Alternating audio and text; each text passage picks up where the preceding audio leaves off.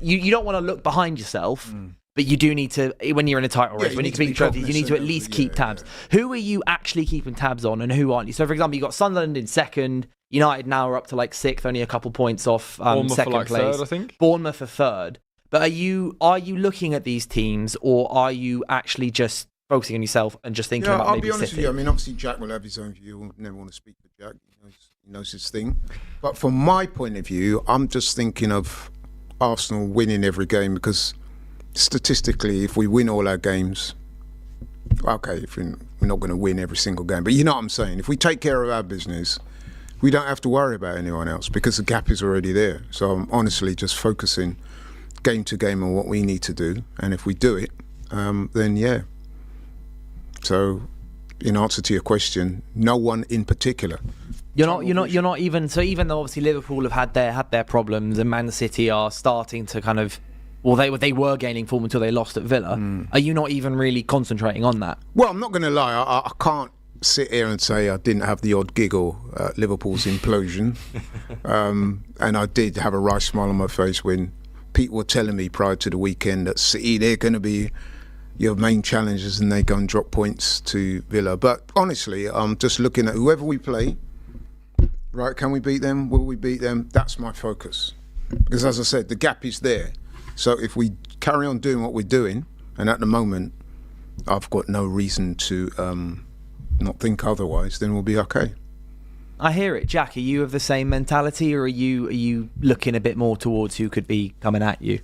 I'm kind of the same, because we've got 6 points to City, 7 to Liverpool, whatever it is. We're in that position where as long as we do our thing, we win the league. Like basically, as long as we don't lose 2 more games than those between now and the end of the season. So it's focus on us. But I mean, look, I look at Liverpool, they aren't out of it in my opinion. I look at City, I think they're not out of it. But again, it's not like, I think 3 seasons ago, the first year we challenged for the title, it was like City are very capable of winning every single game. So like, it was like every time Arsenal drop points, you know that gap's going to close. Whereas I don't see that with City or Liverpool this year. Like, I could see us having an off game and dropping points, when the next week Liverpool drop points or City drop points. It's not like, they used to call them the Sharks, didn't they? Of like City are closing in. Like, you draw this game and now it's down by 2 points. Now it's down by another 3 points. But well, I mean, I've got to say, Arsenal, I reckon, more than any other club at the moment, know that.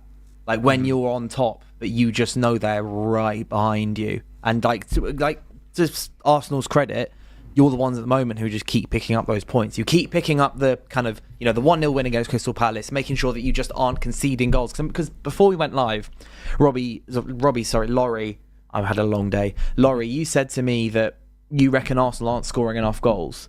But do you reckon it's fine what you're doing at the moment in context of the fact that you're not conceding goals, so therefore you actually don't need to score as many goals as someone such as Liverpool, because they keep leaking goals left, right and centre? Yeah, very much so. So, listen, the defence speaks for itself. Best defence in the Premier League. It has actually been for the last 2 seasons. So the defence is taking care of itself. I would like to see us score a few more goals. So, for example, the game against Palace on Sunday, we overcame a fairly stuttery start. I think Palace did provide us a few problems.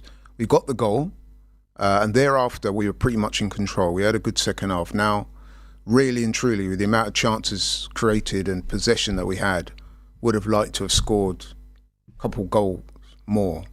Especially when you consider in the last 5-6 minutes of that game, Palace had some possession there that could, on another day, have been costly. You know what I'm saying? When a team just goes down the other end, creates something out of nothing, or they get a set piece, whatever. So we would have liked to have had that cushion. We didn't get it, but we won the game, and in the end, in the final analysis, we were relatively comfortable. So if we keep doing that, then yeah, it's all good. Yeah, I think that's the story of the weekend, isn't it? About some teams were quite comfortable in what they were doing for the most part, and other teams just could never get going. Like when you watch City lose against Villa, it felt like they never even really got going. When you're watching, Liverpool against Brentford, they went a goal down and they never really fighting back. Towards the end, obviously Salah scored a lovely goal. That's probably the first time he's done that this season. It's just, whereas you look at Arsenal, you're saying that, you got that lead and then you stayed there. United, we scored a couple goals, we got 2-0 up, 3-0 up, and then we wavered a little bit, but I think... Yeah, I mean, that's literally what Arsenal have been doing. Like you were saying, it's we don't really go into games feeling like we're going to lose. So it's just as long as we can find the way to win, which is a great position to be in. It's not like I don't think many Arsenal fans went into Palace being like, we could lose this one. It's they've got a good defence. We might struggle to score here, but like we're probably not going to lose as long as we can find that way to break them down, whether it's a corner, a free kick, whatever. It's like as long as we can do that at least once, we're probably going to win because we're not going to concede, which is like an amazing position to be in. Because I mean, I literally saw something on Twitter before this that the first 5 games of 2019 we conceded 96 shots in 5 games. We shipped 37 shots away at Watford.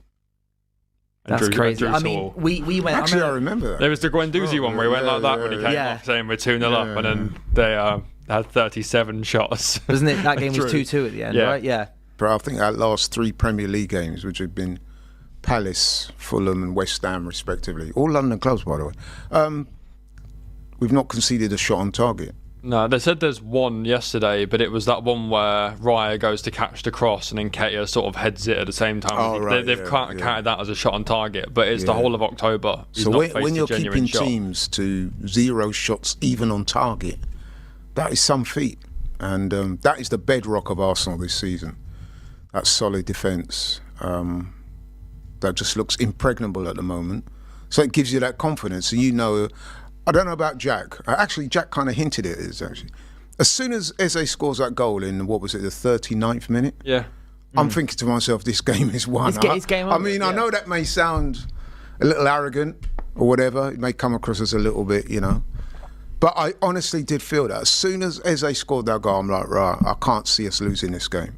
No, I mean, I cannot see us losing this game. And like, who was in the crowd? Was it George Graham was in the crowd? Yeah, it was. Yeah, we had 1-0 to the Arsenal. Yeah, you go 1-0 up, and it wasn't even like, it's not like we shut up shop. It's just we're so defensively strong. I mean, just sound. And like Mateta's having the better of Saliba, comes off at half time. Mosquera comes on. It's all right. Deal with him then. Like we're in that blessed position. What was I don't know what the deal was with Saliba coming They've off. not What said is that? anything. Was there any sort of injury? There was a knock. Yeah, a knock, so it wasn't like some sort of tactical. But do you think maybe there could have been some tactical People are change saying involved? it's a knock, but no one's seen him like limp off at half time or anything. So, but Mateta had the better of him. So I think it might have been you probably could play on, but this is a good opportunity. You're having a bit of an off day. If you felt something, let's just protect him. Yeah, let's just protect you. Get Mosquera on, because I mean, it's not like the manager to make drastic substitutions like that. I think he's getting better at it this year, though. I remember City being a little more ruthless. Yeah, Man City half time, he just does Eze and Saka on.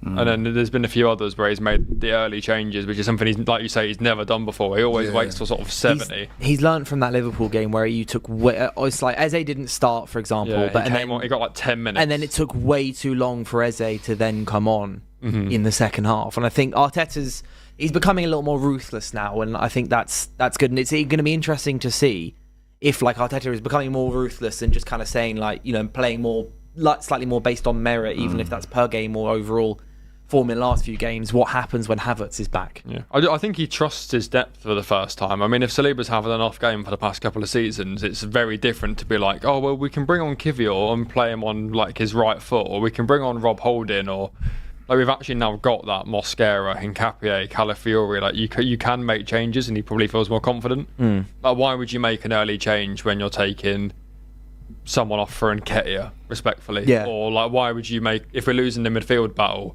you still probably shouldn't bring off Odegaard for El Neni. Like you stick it out, but when you trust your depth and the quality, like it's a nice. Havertz is, if I'm right, due to come back soon, isn't he? He's only like at least like max like a couple weeks away from his injury. But I mean, I'm just looking at it here. Some reports are putting him at potentially coming back literally on Wednesday. So, but even if it's like kind of coming back towards November or Jesus maybe is training internationally again as after, well. Jesus is training. I saw Jesus in Zara on Saturday, and he told me. He actually told me. Did he say that? Well, he didn't say exactly when he's coming back, but I actually did ask him the question, are you coming back soon? And I hope I'm not betraying, well, I've already betrayed confidence, but he said he'll be back soon. Those was his exact words. You've got DR Sports live at 5, exclusive here right now. I saw Gabriel Jesus in Zara on Saturday, early evening, had a little brief conversation with him. Extremely nice guy, very pleasant, very accommodating. Yeah. I put the question to him, how's the injury going? Will you be back soon? And his exact words were, I'll be back soon. So there you go. So if Havertz is back in a couple of weeks, Jesus is back in a couple of weeks. There is the question of what's now going to happen to Gyökeres, because we can agree to different levels on this, but it's not quite been the season for him so far, has it? I know I've seen the Nando's sofa score ratings. It's not even Nando's, because Nando's has green and orange in it. It's just red. It's been red and orange. It's 5.9, 5.4, and is there, if Arteta is becoming a bit more ruthless in his managerial selections, once these guys are back and once Havertz, for example, is back fit and ready to start, is he just going to slot back into that starting 11? Do you reckon? I don't think he slots back in, but I do think there's the Gyökeres. You've had 60 minutes, so now Havertz gets 30, and if he performs well, then he starts the next one, and Gyökeres gets 30, and maybe Gyökeres against tired legs, he comes on and gets a couple of goals, and it becomes like a Trossard-Martinelli situation where whoever starts is poor and whoever comes on does well. But it's an interesting situation because anyone that follows Arsenal will tell you, right? It's an open secret that for whatever reason, the manager seems to have a soft spot for Havertz.